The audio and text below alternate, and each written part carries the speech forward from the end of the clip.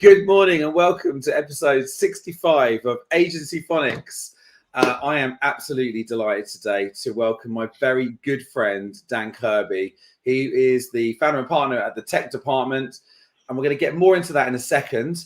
But first, I just want to say a couple of very quick thank yous. As always, a massive thank you to Santé Group because they're effectively, as our sponsors, they keep all of the Agencyphonics. They help us keep the Agencyphonics community, Nomics community going. They help us create this podcast. And without them, we couldn't do half of what we're doing right now. So if your agency is thinking about your people's health or well-being cover, benefits, anything to do with health and benefits, then speak to Nugent Santé, which is NUGENTSANTE.com. Link is in the show notes as always. Or speak to David Booth. He's in our community. Second of all, quickly just to remind everyone that the agency, I've got my words around my tongue tied this morning, guys. The Agencynomics audiobook is now live on Amazon, Apple, and Audible. And so please, if you haven't read the new fully updated version, go check it out.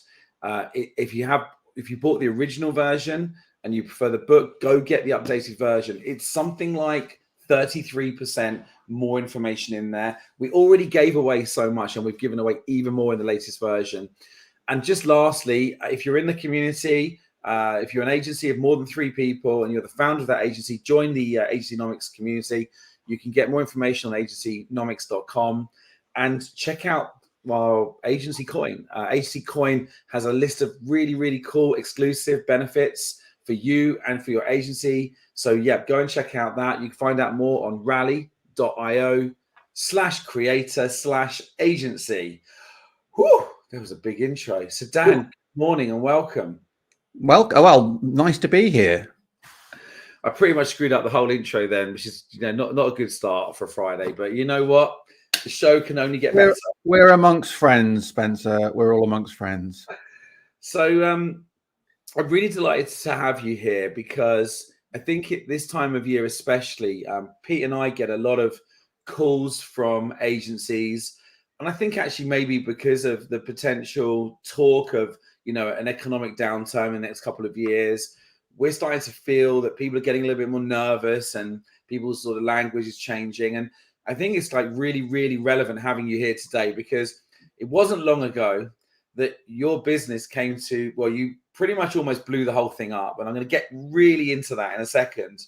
But I think it'd be really great for everyone listening here today to listen to Dan's story. We want to just kind of dissect everything that happened, talk about the history of the business, talk about those, as Pete just talked about a second ago with us, these early warning signs that to watch out for, and then actually drill down into what actually happened and what lessons, can Dan share with us, but not only the lessons from his own personal experience, but he launched an incredible podcast, which I've been fortunate to be a guest on. I'm very grateful for that, Dan, where people come, it's called Honey, I Blew Up the Business. Is that right? Did I get the name right? Honey, I Blew Up the Business. I know, no show notes. I'm doing this from memory. Honey, I Blew Up Business. And you get people on to talk about their stories about, I guess, overcoming some kind of adversity in their business. Yeah, exactly right. I mean, if you've been an entrepreneur for any amount of time, you've had your ass handed to you. And so, yeah, it's just it is the way. So what I do is on the podcast is I try and make it real talk. Let's just, you've got your LinkedIn profile. Yeah, fine. But let's talk about the real talk. What really happens. And it always goes off track. And then you somehow get it back on track.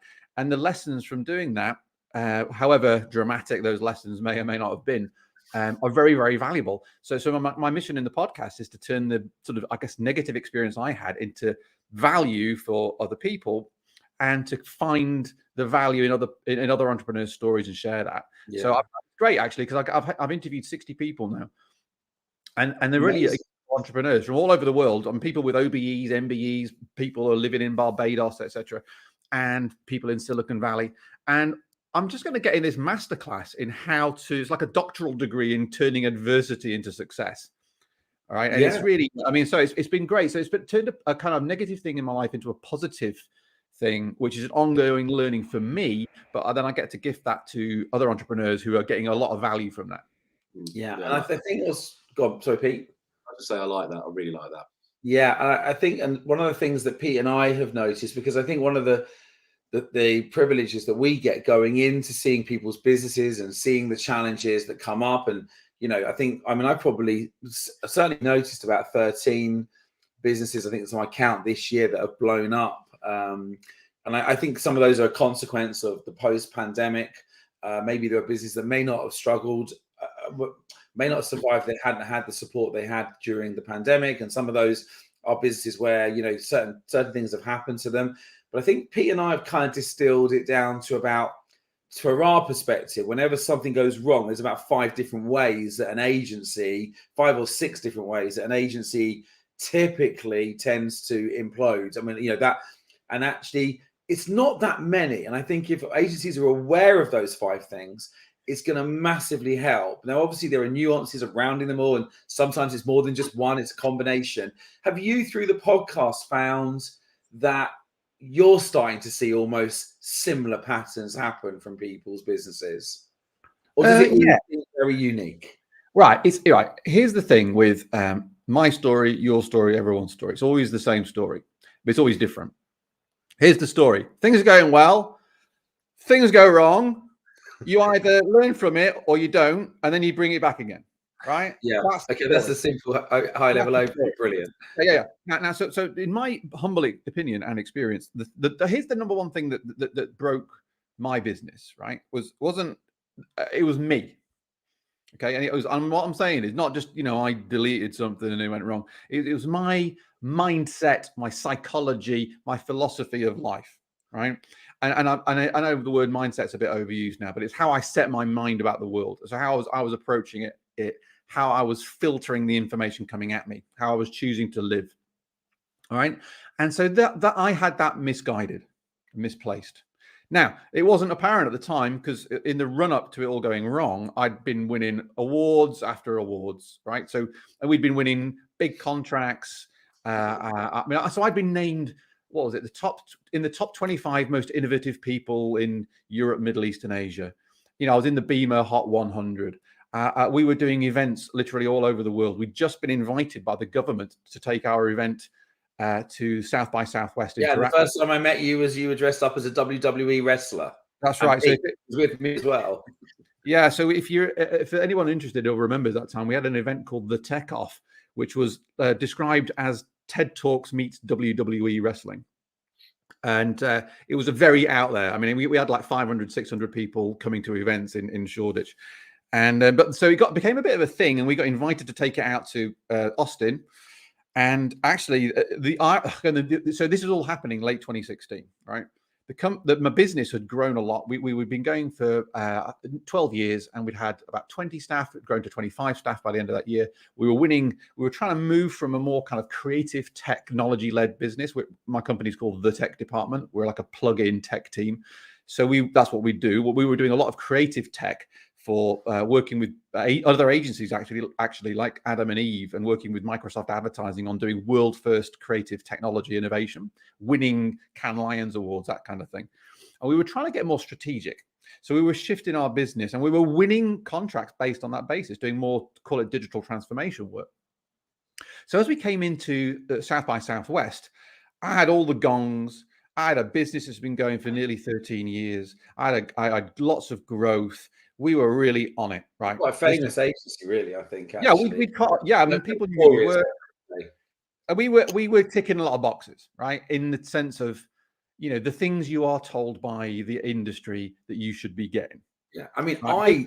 I really admired you. Like from the shop, I remember, and I told you this story before, but the shop window of the tech department, which for me, seemed like this very, very super regional business in Yorkshire or somewhere in the Dales or somewhere up there, was incredible. The fact that you created this kind of notoriety, this fame, this awareness. The awareness of your business was far in excess of what you would normally expect from a small to medium-sized regional agency. Oh yeah, fantastic job. So thank you. Yeah, I appreciate that, and because that was my job actually to do that. So thank you. And so we were headquartered in Sheffield. Most of our work came out of London. So we were doing these events in London. And what there's a little lesson in here, actually, just for what it's worth, as a little sidebar thought. If you want to get noticed, do something really different. Yeah. And the reason we did this crazy wrestling thing was because our PR agency said, do an event to help build your brand. And I thought, I'm not doing one of those events where an agency insights event where I get to stand up and waffle on for 10 minutes about how great we are. Then we get somebody who's, you know, an interesting speaker to speak for 20 minutes, who they waffle on for 10 minutes. Because what used to happen, I used to go to these events, people would waffle on for 10 minutes. I'd then start tweeting or looking out the window. Then they'd say something interesting. Then I'd have to kind of reverse and try and tune in and figure out what they'd said. Anyway, the point being, do something different. So we had literally, I mean, I was bumping into people in London who were saying, oh, the Tech Off. I love the Tech Off. Oh my God, you guys are amazing. I've never been, but I really want to go. Yeah. It's so amazing. And we had this kind of, it was because it was out there and actually genuinely creative and different to everybody else, which frankly you'd think agencies would do, but they're all fairly sheep-like in my opinion. But like, there's a bit of a kind of, so we did, that's how we got famous. So thank you for that. But so what that did actually was that masked this problem with my philosophy of life, right? I do like that, by the way, that when you started by talking about it being you, I do think that philosophy is the great word to use there, because it is people's approaches to the way they do things, the way they treat their life, whether it be professional, personal. And I was always a big fan of Jim Rohn, and he always talks about if it's not working, change your philosophy. And that for me was really, really powerful. So I love that you're using that word. It's the first time I've really had someone come on and say that. And I think it's a really, really important point for everyone to get their philosophy right. So yes, please continue. Well, no, I mean, so the way again, so philosophy. Actually, the reason I use that is directly from Jim Rohn. So the book that people should definitely check out, or the audio book. It's what's it called? The Art of Successful Living. Oh yeah, can I just say, hands down, best book I ever read and listen. Audio book, actually. It's on YouTube, you know. Is it really? Yeah. You got to get over his voice, though, haven't you, Dan? He's very American. It's very almost 1980s. But if you listen, take that with a pinch of salt. So if people who don't know, Jim Rohn, R-O-H-N, was the guy that Tony Robbins kind of interned with. All right. So he was the OG Tony Robbins. Yeah, basically.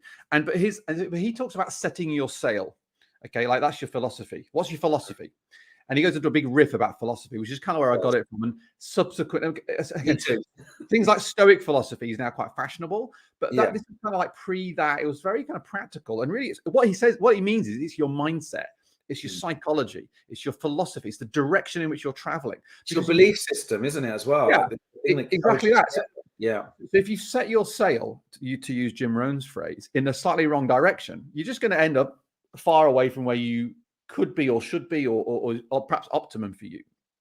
And that was very me. And what masked it, actually, it's an interesting thing here. It was kind of what the thing that betrayed me was the quotes success. Right. So I got the gongs, I got the money, I got the status, I got the fame. I was traveling all over the world. I was like hot shit. Right. And I mean, you look at my CV, it's really, really good. And people say that to me, and I kind of get, I'm all English about it, but it is pretty good. Yeah. And I'm like, well, so at the same time, that acted as kind of like chaff and redirect or confetti that distracted me from the sort of the sort of lack of true direction for my philosophy, my setting my sail. So I'd strayed from my true north, Dan Kirby's true north. I was drifting somewhere else. I was living somebody else's version of what was good for Dan Kirby. All right. And so ultimately, the one thing that I think is difficult pills for people to swallow as an agency owner or entrepreneur is it's your fault. Yes, very true. Right? Doesn't matter whether like staff to GP ratios off or cash flow or listen. Ultimately, all those things you can orient yourself to not have that problem. Okay, so the propagation of the actual surface apparent level that people will tell you, oh yeah, well Brexit happened and then we had a blah blah blah blah blah and commoditization of my service. Yeah, they may all be true, but the deeper truth is that you got it wrong. And probably I would suggest, this is my lesson for me, is the reason you got it wrong is because you weren't really connected with the true north, your true philosophy, your true understanding of you. Like your ego is getting in the way, right? You were trying to show off to your mates or your other peers. You wanted to get into the drum magazine that year, so you did this other thing, or you're trying to like buy a bigger car. It's funny you talk about ego, because actually, and this isn't an you know, even I'm always very clear to highlight this, because I see it as much in introverts as extroverts. So the ego is there in some ways to protect you, but in some ways can also go the other way and become quite narcissistic, you know. And actually, in many ways, I think you're right. I think it's, Pete and I often see this when we're working with people. We say to each other, we're not really working with the real person. We're working with this kind of alter ego that's occupying their space. Yeah. And actually, they are really, the ego is the thing that gets in the way of making the decisions.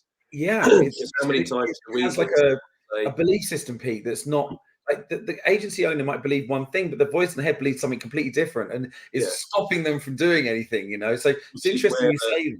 Which is where that it's not my fault comes in. There's always well, and it's I'll tell you now, it's so easy in any part of your life to point a finger at somebody else. It's the wife, it's the customer, it's the staff, it's the market, it's Boris Johnson, it's Brexit, it's fucking Donald Trump, right? You can externalize all these things and rationalize it for why your life isn't the way you want it.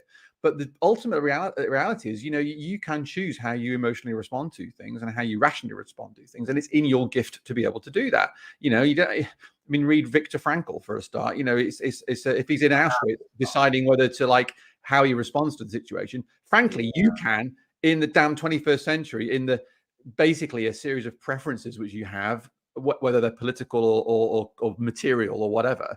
And you know, you can choose how you respond to that. And the problem with this thing with the ego. Dan, can I just say quickly that you know, just everyone, you know, Viktor Frankl's Man's Search for Meaning. I don't want to just skip over that book, because it's such a significant piece of. I mean, I listened, I didn't read it, but I mean, anyone out there who really wants to put their life into perspective and to give them, you know, just a bit of a reality check on, you know, on being grateful for whatever small amounts you have, you know, read that book and forever you will stay humble, won't you? I mean, it's and you'll probably get a belief in serendipity on the back of it, won't you? Because how Victor managed to not get into a queue to basically be gassed in you know, the Holocaust on, I think it was like 20 or 30 times, he was somehow saved from that situation. It's just incredible. But yeah, I mean, sorry, I want to just not no, it's good. And reading advice here, which is very good. And it's really it's the relationship with yourself. Yeah, is the thing that you got to get right. Okay, and actually, a lot of the reading I've done subsequent to 2017 was a part of trying to rebuild my sense of self. Actually, after it broke in 2017, which I should probably get onto, but like it's the whole coming up to this point is like I'd kind of got misaligned with myself. The company was doing really good by all the metrics you might define as good. That distracted me from things that perhaps straws in the wind, gut intuition that things perhaps weren't right. And I just thought, nah, it's going fine, and I've delegated a lot of stuff, and you know, and ultimately, when it went wrong, say that you were quite complacent at that stage. Yeah, probably. Yeah. I mean, again, the word complacent, or I was probably too disconnected, too lazy. Perhaps I was just taking an easy route. Like there was a point actually. Attention had been taken away from the business a little bit too much. Yeah. And the rationale was, well, I've delegated it. I've got a management team in place. I'm doing this thing. I'm building the brand. I've got strategy. I'm learning, whatever. And there was a narrative, of course, that there was probably a version of that was true. But what was also true simultaneously was there was straw in the wind. There was some discontent in the team. There was some like squirrely, like strategically, really, did we have a marketing plan, or were we just like making a lot of noise, and was it really connecting? And is the sales pipeline really as good as it's made out to be? And what are the systems supporting the delivery of the service? And there's lots of stuff that I kind of knew wasn't entirely right, but I'd kind of delegated it in my head. I thought, yeah, well, it's all going fine, because over here, I've got a Beamer Award thing. And so that's cool. Yeah. So tell me, what I'm going to steal Pete's question. Sorry, but what about you asked a question? Well, this is the thing we were talking about before, wasn't it? You know, there were warning signs leading up to this, and I think you said I chose to ignore them. I think you started to talk about some of them there. Were there more specific things, Dan, that you Right. So what ended up happening was we got back from Austin and we had a bad month, and it was like, oh no, it's just a seasonal blip. bad month meaning what? We lost some money. So we were kind of $30,000 on margaritas. You did what, Pete? Made a loss because you spent 30 grand on margaritas. Oh, right. Do you know what? It wasn't too far from that actually, but like it was. Unfortunately, we had a great time in Austin. Let's just put it that way. And it was kind of, I think the company was turning over. Well, I think our cost base was about 140 grand a month, and we had this really great winter. We made like a load of money, and then we had a bad March, I think it was. Like we lost some money. I can't remember how much now. Like say 20 grand or something. It was like not an insignificant amount of money. Yeah, but it so was like, in the month itself, you had an operating loss, and that was correct. Yeah, of a number of tens of thousands of pounds. And it was like, whoa, hang on a minute. We was all going so great. What's going on here? And the narrative was, well, we had a great quarter, and obviously, it was so good that we've had this like. It just how it's panned out. If you look at it quarter to quarter, it's all fine. It's going to work out because next month there's all this stuff in that. That's the narrative, right? Okay. So that was March time or April time, right? Then April or May time, it sort of consistently, it was like another loss in the month. Yeah. And it was like, oh yeah, but that's because this thing moved and blah, blah, blah, blah, blah, blah. And it was like, okay, fine, because you're still living on this. It was like a justification for when things weren't working, that there was always a rationale for it. Yeah, it was and it wasn't irrational. It was like there was truth to it. And it was like, we're still living on the fumes of the previous quarter, and we've got all these narratives and all this stuff. I mean, again, it wasn't like we'd been doing badly for a year in advance. It was like coming out of this great year. And then it got to June, and it was like our financial director at the time had a reality check conversation with me and said, I don't think this is like just a seasonal blip, Dan. I don't think this is a thing you borrow some. We were talking about borrowing some money to help working capital, like this kind of stuff. He goes, look, man, I just don't think that's a good idea. I think you've got to bite the bullet, as it were, grasp the nettle, and you need to reduce headcount. And so that's what we did. We took that, and within the quarter, we did. Within the quarter of it being apparent that this wasn't just like a month. Would you describe that initial cut as Pete and I often say sometimes, it's sort of, was it just, cutting the cloth, or were you cutting deep and hard? Well, we went from 25 people to 15 people. So it was kind of quite that's pretty deep. Yeah. So we went from 140 grand cost to 90. Right. Like break-even point. And that must be really hard for you because being all of your team based in you're in Yorkshire, aren't you? Sheffield, yeah. Oh yeah, South York. So basically, you're in Sheffield. So is making those kind of cuts, that must have hurt. You must have been like have reservations, because it's trying to find talent isn't easy, especially when you're in the tech side of agency life. So was that sort of, did that cause any procrastination, or was it still quite a decisive decision? No, we just did it, and if I'm honest, it wasn't. That was less of a concern. I mean, finding talent is an issue in the regions, yeah. For sure. And in Sheffield, I'm just aware that a lot of people they get nervous making that decision because they don't think they're going to find the talent again. But it's interesting that you were okay to make it quite decisively. I mean, I think. Yeah, I mean, again, so it was really more of a kind of, oh, this is all unraveling really quickly. And again, part of the problem was the speed it was happening, because looking back, like this is 5 years ago, nearly 6 years ago, actually. So you realize actually that all this happened very quickly. So you go from one way of being where you're this hero, award-winning genius that's straddling the globe, and then you sort of suddenly like nose diving towards the ground, like trying to course correct the damn thing. And you like, and so part of what's going on is a sort of reorientation of your entire, let's talk about the ego, your own sense of self. And so you're kind of like going, on the one hand, like it's kind of disorienting, as well as the practical stuff, just personally disorienting, as well as the practical stuff. So we took that decision and made the reduction in headcount, which was a kind of a very difficult thing to do, obviously. And then as it panned out, we'd had this even worse performance over the summer, and then we got to the autumn, sort of September time, and basically anything that could have gone wrong went wrong. Like we were kind of evicted from the building we were in. There was all this like, I mean, I can't tell you. It was like a long laundry list. And then my business partner has his wife was had a mental illness and was very seriously ill, and so I can't tell you everything that could have gone wrong went wrong. I think reacted to that stress and pressure badly, and was drinking and being a bit of a dick, at home, and just like reacting badly to it. I was under a lot of pressure to be compassionate to myself, but I handled that badly. And so I had this sort of blow up on multiple levels. All right. So the kind of money losing blow up, and the rational, we must reduce headcount blow up, and the kind of, we need to rethink things blow up. Yeah, fine. But then that has a personal impact on you, which again created another blow up. So there's a kind of, the sort of challenge that ended up happening in that summer was a kind of rational, financial, structural business explosion, but it was a emotional, personal kind of explosion too.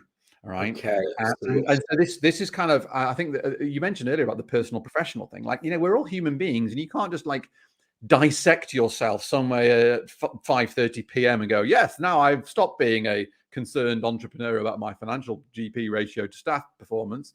I'm now going to be a, dad and husband and fully connected. It's like you are this human being that's trying to muddle its way through. Well, I was muddling my way through a set of circumstances, and those. And I think this is the thing that often is underappreciated, really, in the sort of conversation around entrepreneurship is, and this is what I want to get into on the podcast, is the shadow side of all of this stuff, right? Is you can kind of intellectualize it and have very rational things that you do in a moment of crisis, but the emotional response to that is, I think, possibly unknowable until you put yourself in that situation. I agree. And I think there's going to be a lot of people listening to this who have been through these situations before, or they haven't, and they're sitting there thinking, well, it's got to hit us at some point. So this is all useful stuff. Yeah. Sympathize and empathize with you about it. But I suppose my question is, how did you turn that around then personally? Because you've got to fix yourself first before you then go on and fix a business. Well, it all kind of came in one. There was one moment, or I would say it crystallized for me, and it was in the summer. And so it was really just, there was no hiding from it, right? It was like the cuts had happened, the losses were continuing, the wolf was at the door, right? And it was a moment on my own, sat somewhere, and I wasn't journaling per se, but I was kind of reflecting on it.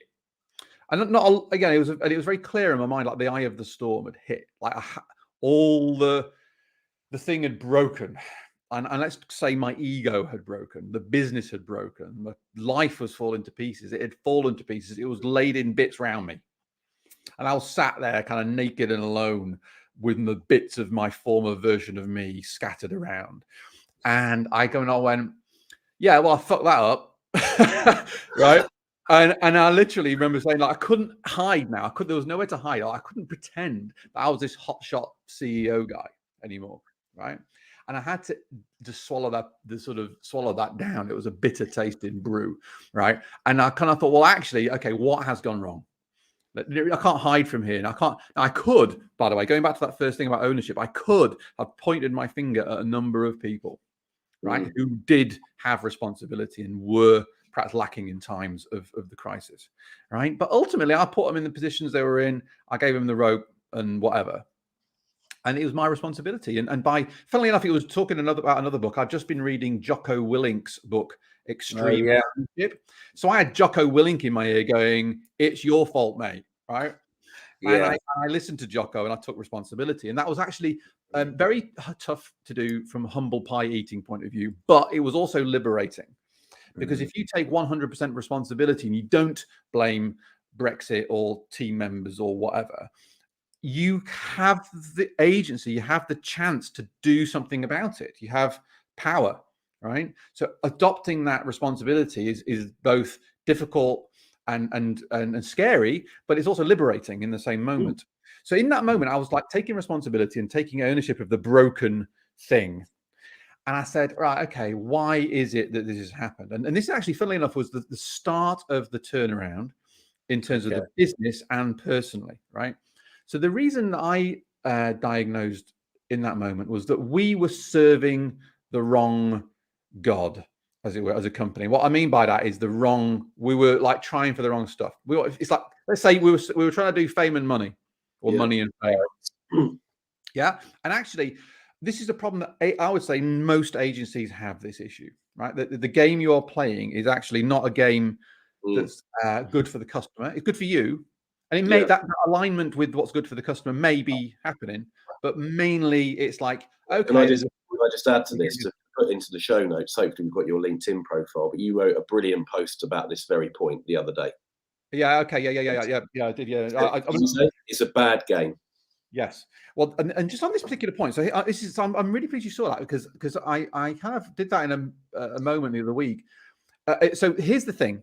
I think by the way, I've been in the agency game for 22 years.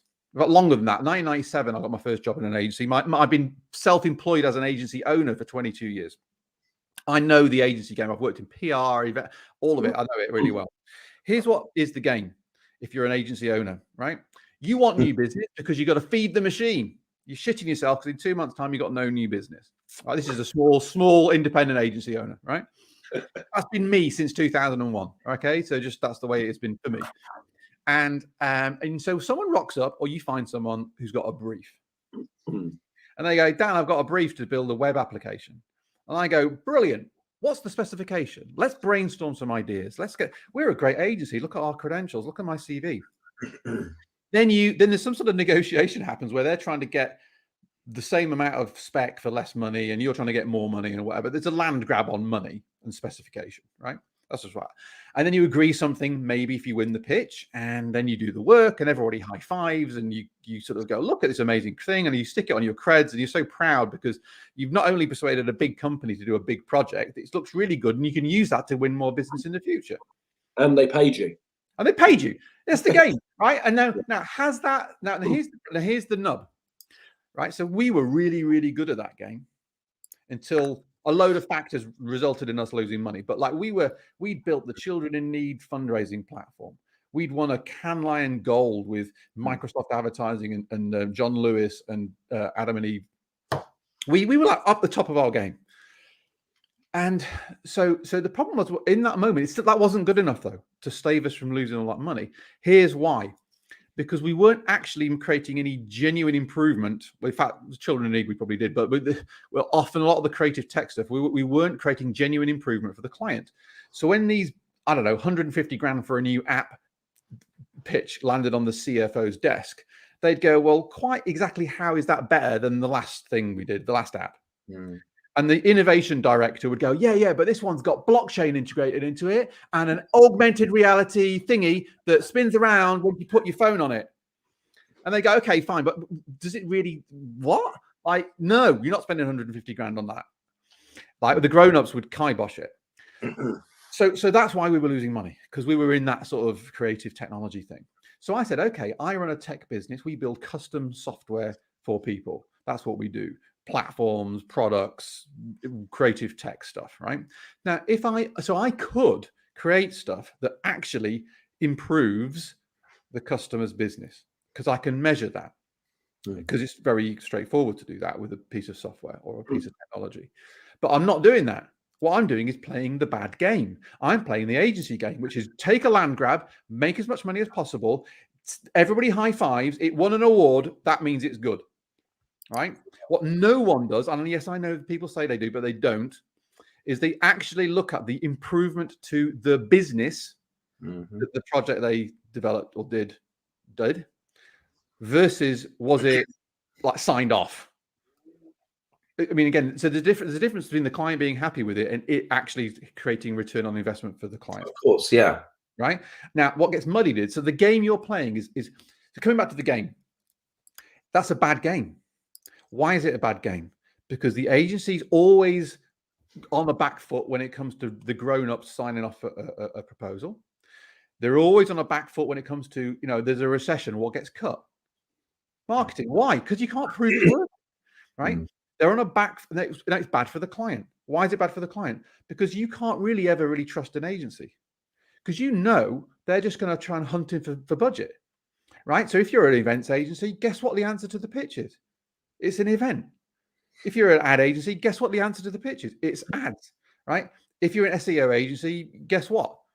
Right? So that there's an angle, and that really, as the classic ad edge is, 50% of this money is getting wasted. I would say that I would say that you're definitely right in those early stages. I think when agencies and service businesses generally get to about 2.5 million in revenue, they have the epiphany you described hits everyone, because they then start to say, hang on a minute here, we can add huge amounts of value to this organization. If we can ask a few more questions about how we could do that, we might be able to uncover some actually really, really useful utility in what we do. And I think you're dead right. In the early days, there is definitely a game. And I think the game is difficult because I think in the early days, the businesses don't really work very well in agencies. There's never the right amount of people to do the work. And the clients are a little bit smaller and, tend to be more price driven rather than value driven. But I like what you're saying. That maturity is obviously hit you. And I think that shift to, I tell people this all the time, Dan. At Blue Halo, we were like you're now going to describe, and because of that, our day rates were, we sold on value, not time. We were £1,200 as an average day rate. That's about £1,900 today with inflation.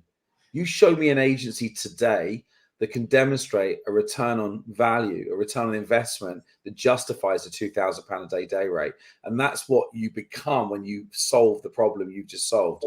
Yeah. And I love that. But you are right in identifying. I think it's important for agencies listening to this to understand that if you feel that you're on that hamster wheel of just responding to a brief and just trying to deliver something to the budget, but without actually really asking those questions is, why are you doing this, and what impact will it have on you, your customers, your brand? And and the more you uncover, right, Dan, the more you uncover the importance of a potential piece of work to the organization, the impact it will have on society, on their organization, on the planet overall, whatever it is. Like you said about the charity work, you probably had the odd thing where you actually did something for good. Yeah.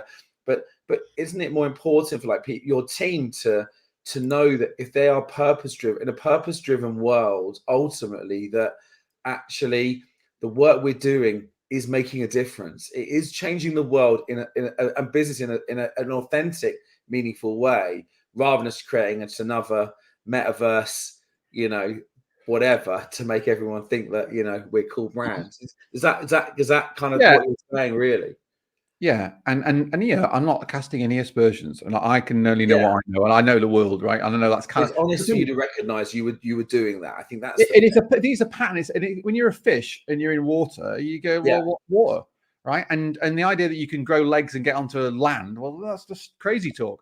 Like we're a fish, I'm in water, and so everybody just is in this environment. And I think that the lesson takeaway is genuinely to ask yourself as an agency owner, not can I get a brief? Can I get on the pitch list? I do insert capability really much better than everybody else, right? You are just this is the commodification. Is this kind of game is just bad. It's bad for you. It's bad for the client. Now the trick is it's actually very and it's hard to do this, by the way. And it's ironic, I would say, for an industry that prides itself on being the front line of communicating to customers, that they don't have clarity on a customer or a niche or actually a customer, and B, the problem they're fixing for them, right? And not a problem of who can do my pitch for a good price. That's not a problem that the customer has. That's a problem that you have in relation to the delivering your service to the customer. But genuinely, what is the customer's problem? And really, is it they've got cash flow issues? Is it they've got they've got an under-resourced team? What is it the actual problem you're solving? And if you start with that premise and actually ask, why are you asking me? So here's the thing that agencies don't have, right? So here's a brief. I've got a brief for a web app, Dan. Brilliant. Give me the money. Thanks. Like, what I don't say is, why are you doing it? Because if I say that, you might give it to the SEO guy, or you might give it to the internal team. Actually, you also might be quite surprised, because if you do ask why, actually, while some people may be defensive at first, and you ask why 3 times, you'll get to the real heart of it. And the reality is, you may well be able to win that opportunity and pitch because you can add the value that's missing from the brief, the gold dust, and exactly. I mean, then the fear is of every agency owner is, if you ask that question, you lose the brief. Like now, but the actual reality is, now here's the thing. And so what I do now in our in my Yeah, business. tell me how you approach things today. It'd be great to hear. So the insight was that was a bad game. And then so when I was sat there with all my company and ego in bits around me, I thought, well, that's okay. If I play a different game, right? Okay, a game that's actually serving the customer, actually serving them, right? Not serving them as a manipulative tactic so I can get more money, but actually gives them in genuine business improvement at every interaction. Yeah. Right. And we packaged that up in a method which we call the Tech Bootcamp.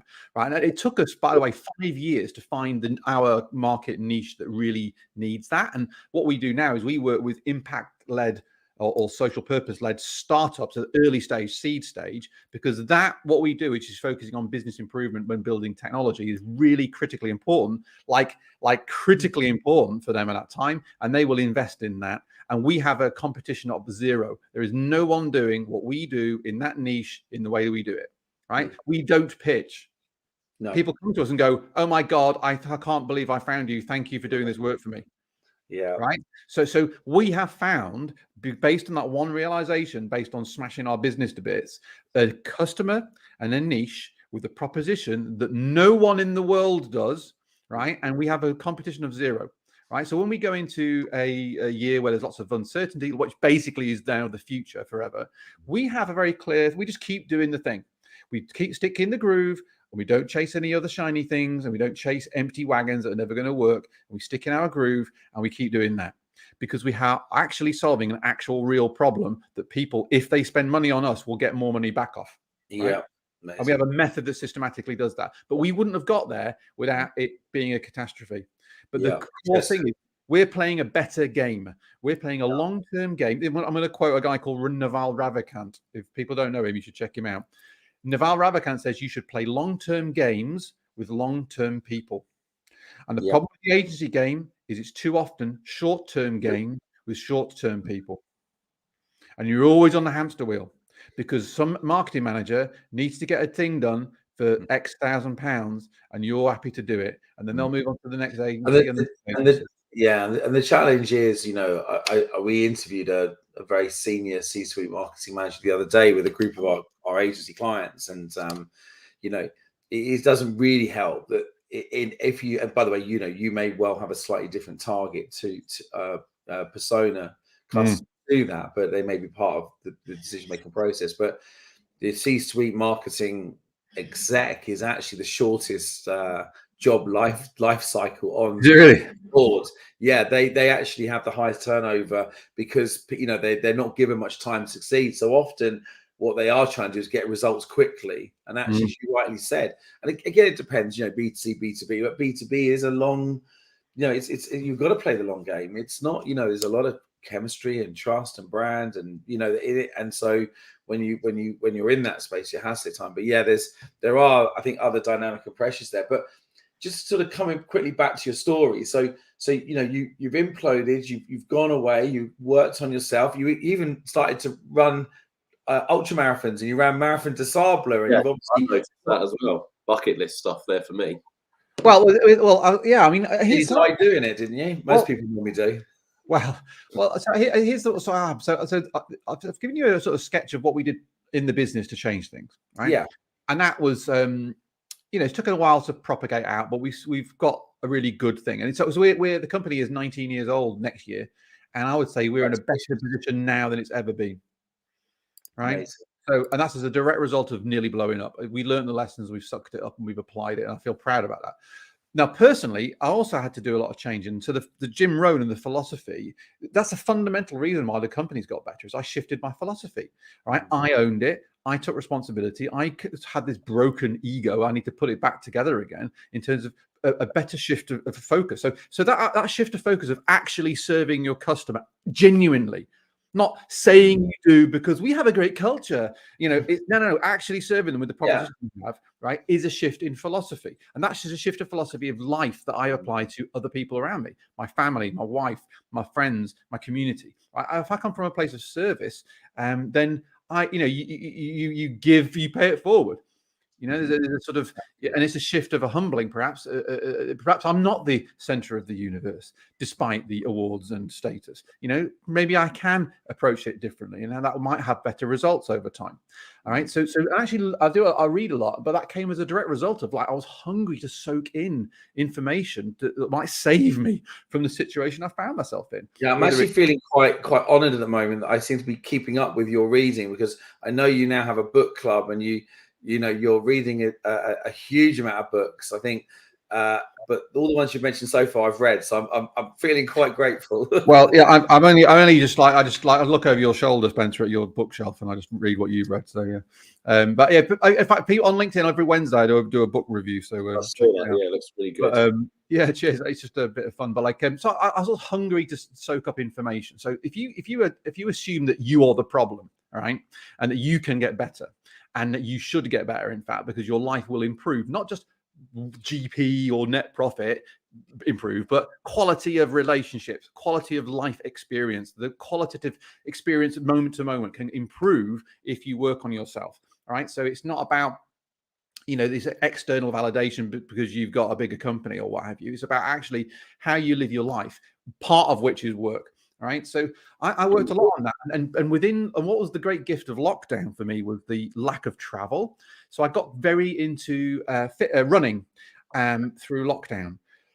And I argue that what happened was I worked a lot on my kind of mental state, as it were, philosophy, in sort of intellectual philosophy or like that kind of thing. But the running was a sort of more embodied version of that. There was a lot of lessons I've learned that were nested in the physical activity that are, I will say, as equal importance as the intellectual reading and what have you.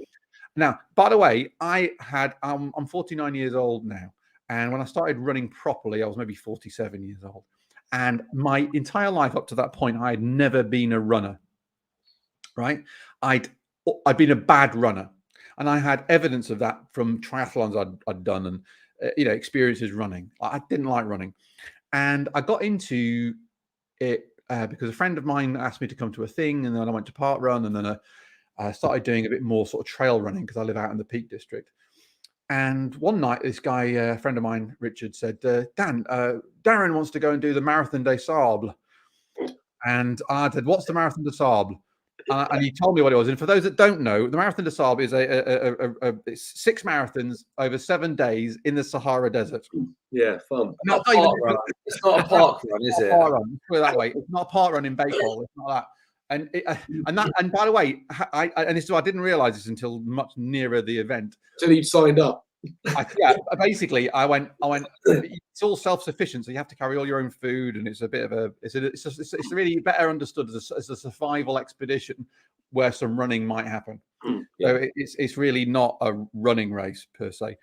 Now, so zoom back to a couple of years ago. This guy said this, and I just literally laughed in his face and said, "There's absolutely no way I'm doing that. It's ridiculous." But then it stuck with me as a sort of moment in time where I realized actually, I thought I could say yes. That is a possible route for me here. And then I sort of, like a pea under the mattress, was sort of shifting around, thinking about it. And then I found a self-published Kindle book called The Slow Plodder's Guide to the Marathon des Sables. Really? Brilliant. Yeah, a woman who did it. She said, look, this is the first page. If you're reading this book, you have the wherewithal to complete. If you found it, because I'm not anyone, she said, you can complete this race. It's not, if you forget about competing, if you forget about being an athlete, if you just, you can, the cutoff times are very generous. You can walk the entire thing, which is what she did. And you will have it as a challenge, but you can do it. Yeah. Right. And so I read that and thought, I'm going to do it. So I emotionally committed, but the physical and practical ability to do it was not there. And so I spent lockdown kind of training to do the world's toughest foot race, as it calls itself. And I completed it in April this year. Well, that's amazing. Congratulations. That is amazing. When you said I started running properly like 2 years before, I was like, wow. And I just found the book on Amazon, and I'm definitely going to order that book. Just not because I want to run Marathon des Sables, but because what a brilliant idea for a book. Yeah, and you know what? Anyone the self-belief that they could do. Well, here's the thing, right? I found from doing that was I realized there was a whole load of stories I was telling myself that were untrue. Yeah, I was 47 years old and I couldn't run. Turns out that's not true. By the way, I was never competing. I was always like just plodding around getting the thing done. And I'm I can keep going, whatever. But this last September, I ran in a race called the Ultra X England. It's 50-kilometer thing up near me in a place called Edale. And there was 450 people running, and I came 68th, I think it was. And I was like, how the hell did that happen? I genuinely, I was totally shocked. I was on the day I felt really ill. I had a really bad cold, and I was like, oh, I can't do this. I nearly didn't do it. Now, so here's it was a surprise. I actually top 100 in a very well respected ultramarathon 50-kilometer thing in very, very mountainous conditions. It was a very difficult route, and I was like, hang on, I'm actually competing. Like if I actually trained, I didn't train for it properly. I wasn't right on the day. The whole thing. I thought I could actually, top 50 easily, kind of easily. But you know what I mean? Like it was. So now I totally reconfigured how I saw myself. Now, so 2 years ago, I'm not a runner. Now I'm top 100 in one of the UK's top ultra marathons. Right now, so the narrative, the script, the software running on my mind that was saying Dan Kirby's not a runner wasn't true. Right. And so the implication is what other things are running on my mind or your mind that you have evidence that aren't true, but actually just requires you to commit and put the work in. And it's good. It was very simple. The more accountability, like, did you, when you, because I think what some of the things that I've learned, it's very easy, I find, and by the way, Pete could talk to you all day long about running, because he in his spare time runs lots of half marathons and marathons, don't you, Pete? Yeah, I do. Not so much recently, but you're inspiring me to get back into it. Well, I'll say if I could do it, you can do it. I'm telling you now, I was not a runner with capital letters. Yeah, it's not a thing. I think like the thing I was going to say is that like there's something. What I find with people is that generally when we work with quite many hundreds of people and in AC world, and it's quite easy sometimes for me to try and say to someone that these are things you need to do in business to get things right, but then at the same time I could look at myself and say, well, you could probably do. I used to run ultras as well, by the way, so I did the Jurassic 100k run over the years, but I've kind of fallen out of love with it a bit. But I'd love to get back into it again. But it's the accountability. It's like with Marathon des Sables for you. Was it the fact that how did you hold yourself to account to do it? I mean, was it just intrinsic? I'm going to do this, or was this on a Kickstarter? We're going to raise some money for charity. Or was it you've told everyone you're going to do it? Because sometimes you need something, don't you, to kick you off, to almost mine is telling people I'm going to do it, and I have to. Yeah. Well, if you announce it, you kind of can't go back, can you, on your? Yeah. What do you do like that, or are you just genuinely kind of really knowing that you needed to do this now in your life? It's funny. Looking back, actually, I think I had a sense of adventure. I've always had a sense of adventure. Like setting up a company is an adventure. I've always traveled a lot when I was backpacking, that kind of thing. You're a hunter, aren't you? Yeah, exactly. It's like I'm out. I want to be out, and so the idea of it was very attractive. And so again, there's a number of factors. One was the idea of it was motivational for me, and so I signed up and I made a commitment, and it's not insignificant financial commitment to do it. And the other part of it was I thought, I'm going to be 50 in a couple of years' time. So if I do this race, I will be a man who can tell a story, which is I've completed the toughest foot race in the world. And in order to do that, I will have to learn new habits, fitness habits, dietary habits, well-being habits survival habits that will, I assume, stick with me through my 50s, right? And that's panning out to be true, right? And I've totally retooled my relationship with fitness. Fitness for me was always a thing I did because I knew I should do it, right? I didn't like it particularly, whatever it was, right? Cycling, triathlons, gym, whatever, yoga. It was always just I felt I should do it. Now I actively want to do it, and every morning I do a little workout, and I'm into it. And that's never been true my entire life. Just I needed to change my habits. Now, so what happened was that the Marathon des Sables was a forcing function for me. It was a massive deadline. Yeah. Now, and what was interesting was by committing to it, I thought, well, And I took it seriously as well, by the way. I was like, yeah, I could die. You know, I'm in it's like 40 degrees C plus heat. It's an area where people don't live. There are no shops if you forget food. People conk out with dehydration. Last October, 2 people died on the course. In fact, 1 person died on the course, 1 person died, and then they resuscitated him. Then he actually died off the course, so they don't count it as an actual death. And Just put me off doing it. Thanks. To be fair, like I had my application half filled out, but I've binned it now. So yeah, there you go. But so it's like a serious undertaking. And I thought, listen, I'm not in experience. I need to take this seriously. So to answer your question about coaching or accountability, I did get, I had some guys who worked with me on strength and conditioning training. And they acted as an accountability. Then I got a coach, like a running coach, about 6 or 7 months prior to the event, and they really, and they got me to go way out of my comfort zone in terms of right. So I think this is really important advice here for people listening, because I this has been bugging me a little bit recently, which is, I go to I took up boxing at the beginning of the year, Dan, and I go because I have to go. I have an appointment with a personal trainer, and I show up. Yeah.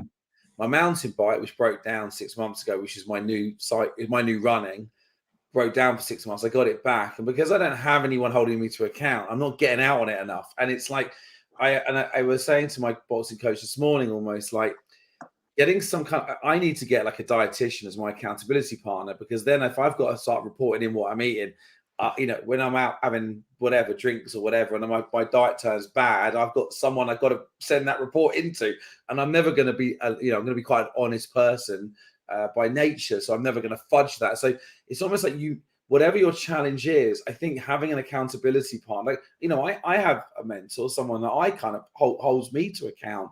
Everyone, I think, in life, if you are struggling to make the change you need to do, I think it's worth trying to find someone to be that person to hold you to account, because you don't want to feel like you're letting somebody else down. I think, yeah, it just feels to me like that's the one thing I've observed. Like, not everyone is good at everything, right? Not everyone has intrinsic motivation. With some people just cycle, don't need anyone, but then maybe they might struggle to, I don't know, they might struggle to do the marketing for their business or something. Yeah. And I think there's always other levels. It's like an infinite, as Simon Sinek said, an infinite game. You're playing an infinite game of life. There's infinite potential in you. And so, okay, your business is running good, but could it have more purpose? Could it have more depth? Could it be more qualitative? Could you have more time? Could it be better people within it? There's an infinite amount of tweaks you can make to a business and then to your life. And so what have you got in you? And the thing, I didn't know I could do this thing. I mean, genuinely, when I was out there every day, I've never been so nervous. Like on the start line for 7 days, we're like shitting ourselves because you don't know if you can get through this thing. Yeah. Literally, you don't know what the terrain's going to be like. We had one day a 60-mile-an-hour sandstorm for 8 hours. Yeah. Right? And you're literally navigating through the damn, you can't see a damn thing. You got sand all over in your eyes. I would hate that. Dude, it's like hardcore. But the point is I had it in me, but I didn't know that. Yeah. Now, the point is that it's potential that's latent in you. Now, who's going to get that out of you? Yeah, motivation, sure, great. You're a very good self-starter, alpha male hunter, great. But really what you need is someone to help you get that potential out. So when I got this running coach, I think this is the transferable lesson, right? So for me, I realized that when I make a commitment, I do it. By the way, a lot of people were very surprised I actually went. I think they thought, yeah, he's just talking shit. But I'm like, diligent. All right. If I make a commitment, I'll do it. Now, this is where it works with a coach. If a coach says, Dan, you should do this, I'm really find it very difficult not to do it. I have a very great sense of obligation. But so are you a diagnosed or self-diagnosed ADHD person?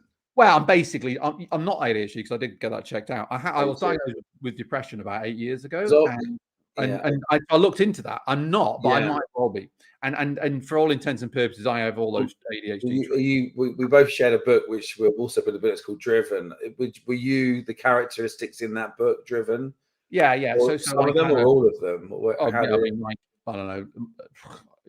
The answer was yes. Do you know what I mean? Okay. So I think, obviously for certain people, once they get their teeth into a new fad or a new thing, they can get into it. Like I call it the hyperfixation for ADHD people, where you get into it, you do it, and then it's sometimes about hanging on, and then sometimes those fads fade away because you don't have the staying power or the accountability. So I'm always fascinated to know in your case, the thing about that initial drive to do it, but you had the coaches, you almost had people training you to run, and an actual those little extra things are kind of held you to to not just say, oh, I'm not going to. Also, you had the financial commitment as well, which is also very important, because when you make a financial commitment to something, then you kind of like feel like you have to do it. I really like all the nuances to what you did then as well. I think there's a number of facets. So in effect, motivation doesn't work. Yeah. Okay. Yeah. So forget that. What works so far, it gets you so far. Environment is, and by environment, I mean physical environment, the people around you, the peer group, that works. Yeah. So if you, for example, put your kit out to run the night before and make it really easy to get out the door, it'll happen. If it's you wake up at 6 a.m. and you got to find your shoes and you don't know where you've put your socks and you got to go to the laundry, it won't happen. Right? That's environment design. Now, if you're in your peer group, again, one of the other things that happened this year is there's a running group opened up more locally to me of people, and I have a community. If I say I'm going to go out and I don't go, and I've got a sort of accountability there. And so all these factors are about designing the environment to tip you over when you don't want to do it, which is most of the time. And so here's what would happen in the Marathon des Sables.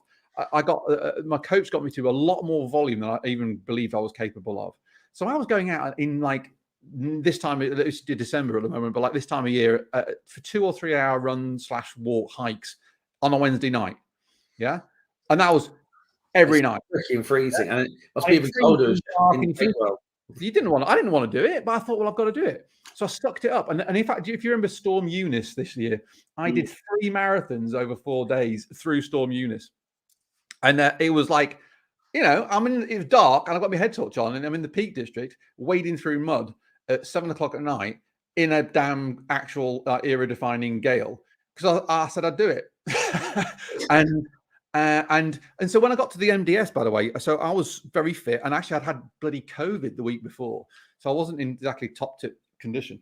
And in fact, if you go to my podcast, there was an episode called Running the Marathon des Sables with COVID, which I get interviewed by someone about that experience.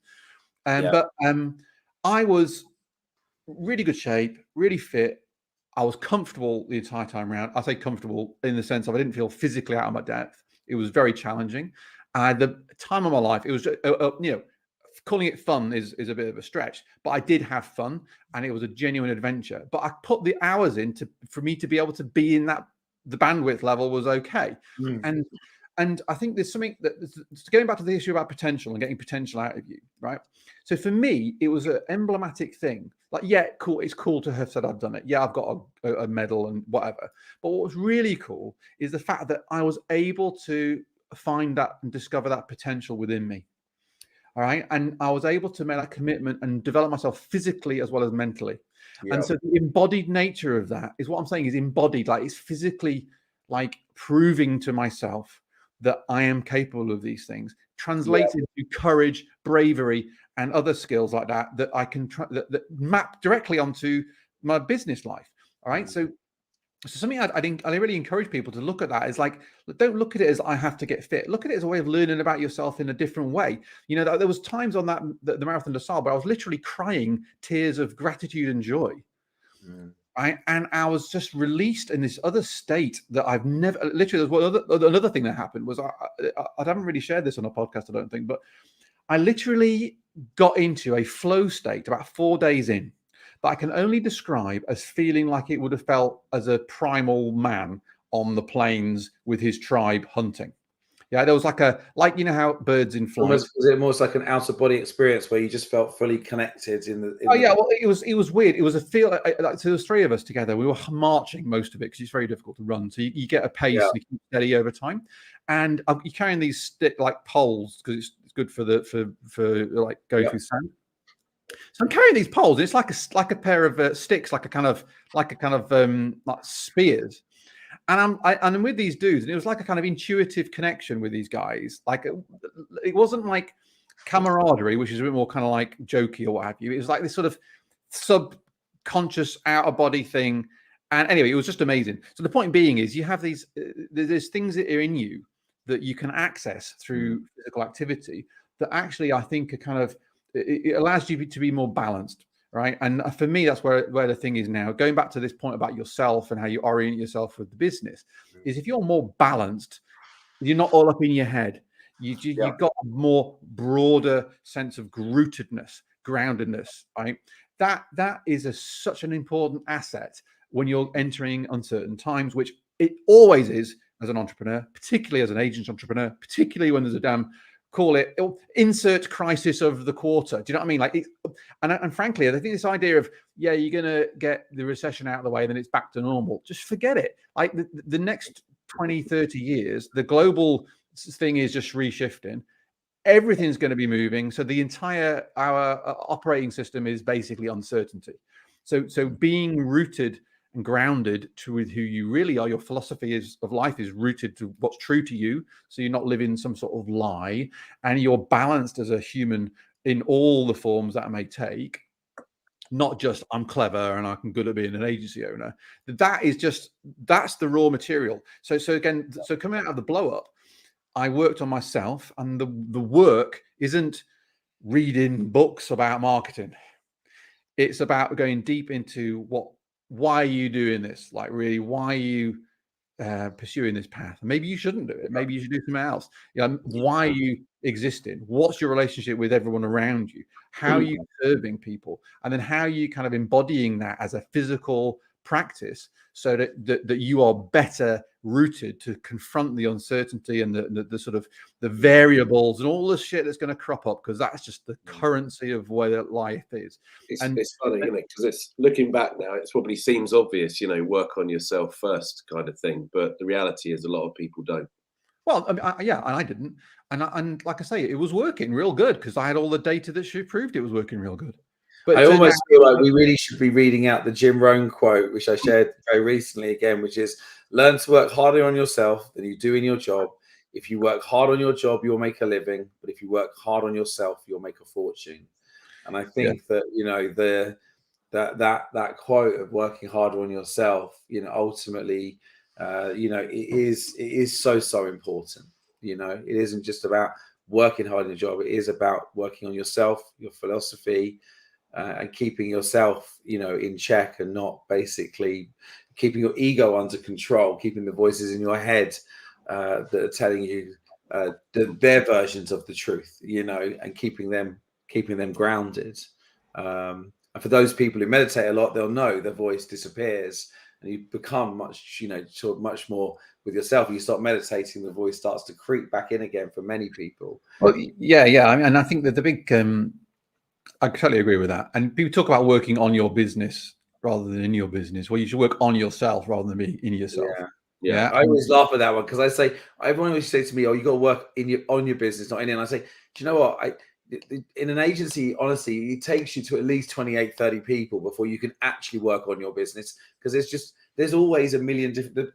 The actual model doesn't work until you are at least 27 people, because you always don't, you've always got to wear multiple hats, to have someone to do every job in the business. So, but I think what you said is even more poignant, to actually work harder on yourself than to work on the business is much smarter. Yeah. And I think it's again, it's like everything. If you take ownership of it and actually take ownership of it, well, Pete, I don't know about you, but I feel like this has been an incredible podcast today, because Pete and I are fascinated just sitting here listening to you, Dan. To be honest, it's been quite inspiring. Oh, thank you. That's kind. Yeah, and I think you have been very inspiring. I think you've hit on some really, really important topics that we've actually not covered before. I think, for me and Pete, we know that these 5-6 ways that will cause businesses to go under, but ultimately, if you are investing in yourself, and you'll be aware of those, and you'll be ensuring that you put the steps in place that you need to do to prevent all of those things, because you'll be listening to other people, and you won't be shut away. You'll be reading, and I admire everything that you've done. I can see the difference in you. Look, I used to bump into you at the Ivy Club, and you are you are not a shadow of your former self, but you are like the star compared with. I mean, your transformation has been incredible, and I can see that. And I think it's a really, really encouraging and motivational, inspirational thing for anyone listening. We are going to face challenging times ahead at some point, whether it is a recession or a downturn, or just generally life throws horrible things at us. Life isn't easy at the best of times, is it? But the reality is how prepared are you to be able to deal with those challenges? What's your philosophy? And if you haven't read it, I mean, I got given The Art of Successful Living by Susanna Simpson, who you might know. And Susanna, she said, I always had a big problem with Tony Robbins because I found him really too rah. And because I'm quite motivational, so is he. I was like, oh, it's a bit. But she said, oh, just, ignore his voice. He's a little bit, talk like this, and he's very preacher-like and quite religious as well, But if you can just go with that part to one side and just listen to the sermons. I'm going to call them sermons now because they sound like it, but the fundamental of what he's saying actually is. And did you read it after the business imploded or exploded, or after? Yeah, so it was after. That's interesting. Okay, just part of my kind of recomposition of my sense of self. Yeah, was soaking in all that kind of advice. But he talks about the fact that actually you're that and there is that quite famous quote, isn't it? Because he actually lost everything. He actually lost his whole business, I think, on 1 or 2 occasions, and then managed to claw it back. And I think, again, if you've got the right philosophy, you'll always bounce back. That what are they? Is a saying, isn't there, Dan? About if all the wealthy people in the world lost all their money, it would all gravitate back to them eventually. Well, it's this. I really like that statement when I say it out loud, but making the point that the philosophy. Yeah, it's about it. Listen, it's about you are the asset. This is a phrase from the book Essentialism. You are the asset. All right. So if you lose a business, you can go another business, and there's lots of opportunity there. You can just. But if you are burnt out, broken, resentful, bitter, you ain't doing anything. Right. You're losing the value in all these experiences you're being given. And so by taking ownership and sort of saying, no, it's me, I need to be the one that you can get the marrow out of the bones, you can get the goodness out of it, and you can apply that to the future. And so really it's again, the other thing I think is really is to do this now. Start now. Don't wait till you've blown your business up like I did, right? Don't assume you have it sussed, because you don't. You can't know everything that's going to happen. All right. We've all these things that go on, whether it's a pandemic or a Ukrainian war. You can't predict these things. These things will happen to you. So what you can predict is how you are approaching your life, and you can work on that now. All right, and invest in that now, because you'll get a return on that investment when these things crop up, and you just can't predict them. So this is the big thing I think for me is it's a practice. It's a thing you just do, and if you work on yourself in that respect, again, it's the path through life is just more easy. It's not that you don't have ups and downs. It's not like my life is like continuously on this trajectory upwards. There's lots of ups and lots of downs. Now you can help the way you approach them, which is all like stored in how you filter in the information coming at you, can just be a little bit more undulating rather than big peaks, big troughs, lots of drama, something a bit more, a bit more steady. And you still feel the fear, but you're not taken away from it. You still feel the elation, but you're not taken away with it. And managing your emotional states, I think, is a real superpower. And this is the meditative practice allows you to observe the thoughts, observe the emotions, and not be taken away by them. And I think if you identify with the observer mind, not the thinking mind, or what have you, then, or your emotions, then you observe it. Okay, I'm feeling scared today. Why is that? Let's work it out. Or I'm feeling excited today. Why is that? And you don't sort of caught up in it all. And for me, that's a practice I get a lot of value from. Right. So you just sort of you work on yourself, and yourself isn't your rational thinking analytical mind. You're the observer, the awareness that understands you have an analytical mind and a body, and you can then navigate through the ups and downs with a bit more grace. Amazing. I love that. Listen, Dan, I think it's been a real pleasure having you on the show today. What if there was one episode of Honey, I Blew Up the Business? what would, I want to say Honey, I Shrunk the Kids, sorry. Honey, I Blew, what episode would you urge everyone to maybe tune into to get a kind of a good indication of what your podcast is all about? Well, there was a chap called, what's his name? Spencer Gallagher. No, don't do my one. Spencer Gallagher, obviously, check him out. Yeah, listen. What would be a good one? Well, is it one that I always go back to? I keep on thinking of is there's a guy called Peter Sage. Okay, he's a bit of a Marmite kind of character. He actually worked with Tony Robbins for 15 years. Wow, one of Tony Robbins' his coaches. Very successful entrepreneur, global entrepreneur. Was listed in 2015 alongside Elon Musk and others as top entrepreneurs in some global entrepreneurship magazine. And 2 years later, he was sat in Pentonville prison on a contempt of court conviction. He wasn't a criminal, hadn't broken any law, but he was guilty of contempt of court. Was sent down, went to the UK's most violent prison for 6 months, and he was only in there for 6 months because the bureaucratic nightmare of being stuck in prison means you can't get out easily. Right? They didn't know what to do with him. They were like, "Why is he here? We don't know. Well, we'll just keep him here for a." And so he literally went from high flying a dude to literally nothing, like lost the business. He was supposed to be getting married the next month, all this kind of crazy stuff. And he wrote a book about it. And what was really interesting about him was he said he'd spent 15 years with Tony Robbins teaching people kind of life practices and philosophies of life. He said, now is my chance to actually eat my own pudding, right? And to actually serve people in prison and to use this as a learning opportunity. Wow. And what sticks with me is it's a very visceral story. It's like, really flying to like literally in prison. Is he said that basically this way of like Viktor Frankl, you can choose how you respond to that situation in that moment. That is a choice you have. You can choose to how you perceive the time in prison, the time in the bad quotes negative situation.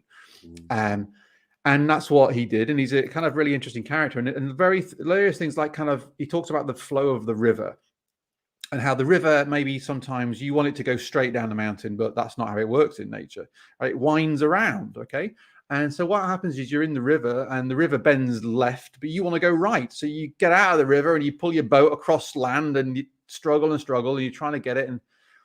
But actually, if you stayed in the river and just positioned yourself in it, it would groove round to the left or move back to where you want to go to, right? So he says the universe, you can choose to see it as a friendly universe or a hostile universe.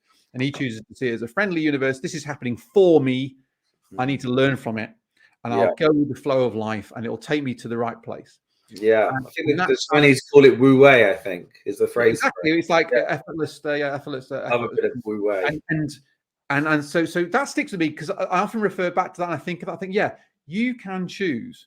It's in your gift to do that. You can have that response. So that's an interesting one. But seriously, every episode is great. There's lots of great stories in there that we've had. But like I say, people from all over the world, and it's now in the top 5% of global podcasts. Congratulations to you. Yeah, thank you. Yeah, and so we've been going for 18 months or so, and really, what I want to make it is the realist entrepreneurial podcast. Where we just talk real talk, like what it's really like. It's a safe space to be real, right? We don't have to put our persona on anymore. Well, on that note, I want to say thanks one more time for coming on board. Do check out Dan's world-class leading podcast. And just thank you for giving up your time today. It's very kind of you. I think you shared a tremendous amount of wisdom, right, Pete? And I think we can safely say that that now is a wrap. Woo!